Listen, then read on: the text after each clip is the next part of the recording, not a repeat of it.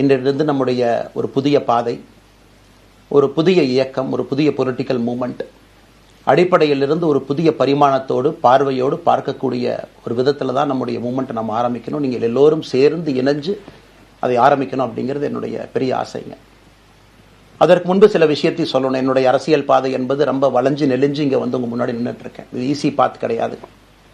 ஒரு கிராமத்தில் பிறந்து ஒரு சாதாரண குடும்பத்தில், விவசாய குடும்பத்திலிருந்து வந்து ஒரு காமன் மேன் அரசியலுக்கு வர்றதே நம்ம ஊரில் நாம் ஒதுங்கிக்குவோம், வரமாட்டோம். பட் அதே போல் என்னுடைய பாதையும் கூட 2009 கேப்டன் விஜயகாந்த் அவர்களுடைய கட்சியில் தேமுதிகவில் ஐஎம் லக்னோவில் படிக்கும் பொழுது ஒரு இன்டர்ன்ஷிப்பாக 3 மாத காலம் ஆரம்பித்து, அதன் பிறகு 10 ஆண்டு காலம் கழித்து பாரதிய ஜனதா கட்சியில் ஆரம்பித்து 6 ஆண்டுகள் பாரதிய ஜனதா கட்சியிலிருந்து இன்னைக்கு தனித்துவமாக நம்முடைய இயக்கத்தை மக்கள் முன்னாடி வைக்கணும். உங்கள் முன்னாடி நிற்கிறேன்.